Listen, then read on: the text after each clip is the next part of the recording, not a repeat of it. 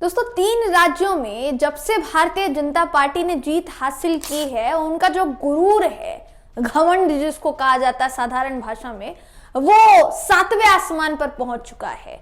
अब उस 7वें आसमान से उनको धरती पर लाना जरूरी है, क्योंकि उनको समझाना पड़ेगा कि भाई अगर इसी तरीके का गुरूर चलता रहा, इसी तरीके से आप घमंड में रहे, तो फिर मुश्किल है 2024 की पारी चलना।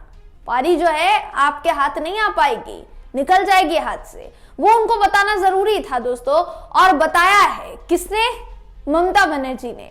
अगर आप ध्यान से देखेंगे तो अभी तक ममता बनर्जी ही वो लीडर रही हैं दोस्तों, जो बीजेपी को उसकी भाषा में जवाब देना ज्यादा अच्छी तरीके से उनको आता है। माना जाता है ऐसा कि बीजेपी को अगर उसकी भाषा में जवाब देना कोई नेत्री जानती है, किसी राज्य की महिला मुख्यमंत्री जानती है, तो वो है ममता बनर्जी। अब ममता बनर्जी ने ये बात ना सिर्फ बीजेपी को सिखा दी कि भाई 400 पार का जो ढोंग रचा जा रहा है वो मात्र ढोंग ही रह जाएगा, वो जो गुरूर है, जो घमंड है, वो जनता चूर करेगी। ना सिर्फ ये बताया है, बल्कि एक पत्रकार की भी क्लास लगा दी दोस्तों, जो कि कहीं ना कहीं बीजेपी के बयान को कोट करते हुए ऐसा लगा कि बीजेपी के पक्ष में वो एक तरीके से सवाल जो है पूछ रहे हैं। अब उसको किस तरह से ममता बनर्जी ने जवाब दिया है, इस खबर में मैं आपको बताऊंगी। नमस्कार, मेरा नाम है जयंती झा और आप देख रहे हैं देश नीति।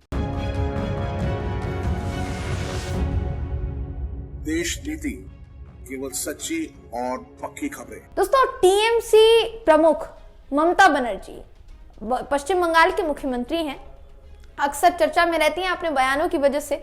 भारतीय जनता पार्टी को लेकर इनके जो वार पलटवार होते हैं हमेशा वायरल होते हैं, चाहे फिर वो वॉशिंग मशीन से निकालकर और दूसरी चीज में डालना हो। वॉशिंग मशीन वाला कंसेप्ट भी यही लेकर आई थी, और उसके बाद एक तरीके से वो जो इतना वायरल हुआ कि बीजेपी की वॉशिंग मशीन में धुलते ही आखिर नेतागण इतने सफेद सफेद चमके हुए कैसे निकलते हैं, उनके सारे दाग कैसे धुल जाते हैं, उनके इतिहास के दाग कैसे धुल जाते हैं, ये सवाल टीएमसी ने खड़ा किया था। और टीएमसी के साथ साथ सबसे प्रमुख अहम भूमिका अगर किसी की थी तो ममता बनर्जी की थी। ममता बनर्जी पश्चिम बंगाल विधानसभा चुनाव के दौरान उन्होंने एक डायलॉग बोल लीजिए, आप कह लीजिए लाइन बोल लीजिए, जो कि बहुत फेमस हुई, खेला होबे।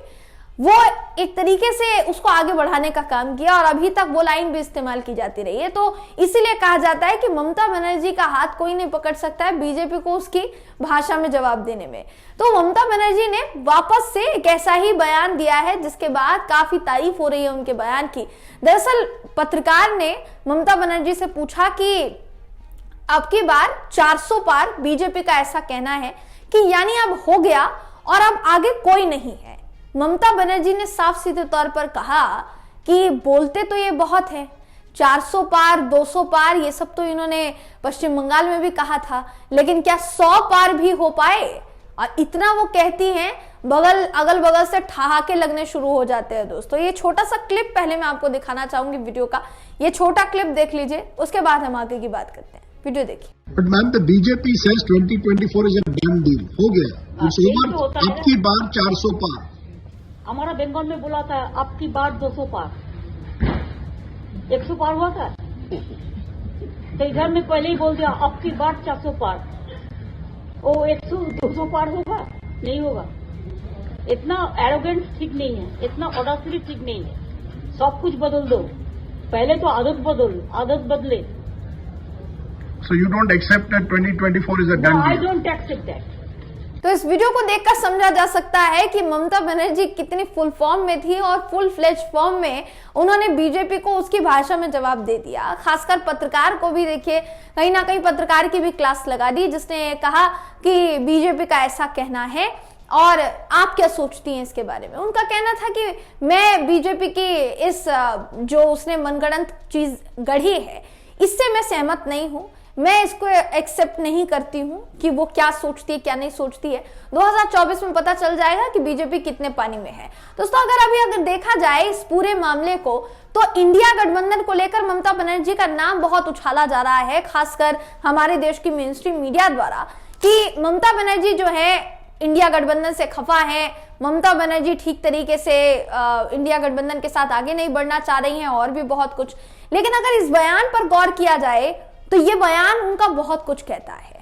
ये न सिर्फ बीजेपी को जवाब है, बल्कि ये न सिर्फ उन तमाम मीडिया कर्मियों को जवाब है जो कि इस तरीके की खबरें फैला रहे हैं, बल्कि उन तमाम समर्थकों को भी जवाब है जो ममता बनर्जी और इंडिया गठबंधन के बीच में एक फूट को दर्शाते आ रहे हैं या अभी भी दर्शा रहे हैं दोस्तों।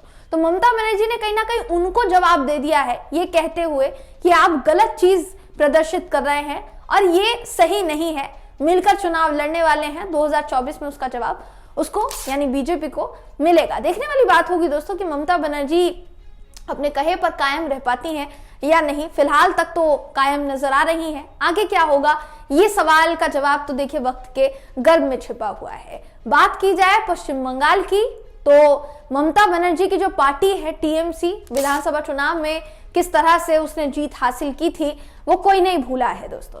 वो अलग बात है कि ममता बनर्जी की पार्टी छोड़कर कुछ लोग बीजेपी में गए, वापस कई नेता बीजेपी से वापस टीएमसी में भी आए, लेकिन कुछ नेता अभी भी बीजेपी में रह गए। टीएमसी का आरोप अक्सर ये लगता आया है कि शुभेंदु अधिकारी जैसे वो नेतागण इसलिए बीजेपी में रह गए क्योंकि उनको वॉशिंग मशीन में धुलना था, अपने दाग धोने थे। जितने भी उनके ऊपर केसेस लगे हुए थे, अभी वो केसेस उनके ऊपर कहीं ना कहीं उस पर जांच नहीं चल रही है, सिर्फ इसलिए नहीं चल रही है क्योंकि टीएमसी छोड़कर बीजेपी में गए थे। तो जाहिर सी बात है कि टीएमसी जो है दोस्तों, टीएमसी हो या जितने भी क्षेत्रीय दल अगर आप बात करें, उस स्थानीय पार्टी, उस जगह की, उस राज्य की स्थानीय पार्टी जो कि उस राज्य में प्रभुत्व अपना रखती है, वो सीधे तौर पर बीजेपी को चुनौती दे रही है। चाहे फिर दिल्ली में आप अरविंद केजरीवाल को देख लीजिए या फिर आप पश्चिम बंगाल में ममता बनर्जी को देख लीजिए। तो ममता बनर्जी जैसे नेता एक ट्रेडमार्क सेट कर रहे हैं दोस्तों। देखने वाली बात होगी कि इस बेंचमार्क को, इस अटूट मार्क को बीजेपी मात दे पाती है या फिर नहीं। फिलहाल इस खबर में बस इतना ही। आप इस खबर पर क्या सोचते हैं, आपकी इस पर क्या राय है, कमेंट करके जरूर बताइएगा। वीडियो अगर आपको पसंद आया हो तो वीडियो को लाइक कीजिए, शेयर कीजिए, चैनल को सब्सक्राइब करना बिल्कुल भी ना भूलें। फिर मुलाकात होगी आपसे अगली वीडियो में, तब तक के लिए नमस्कार।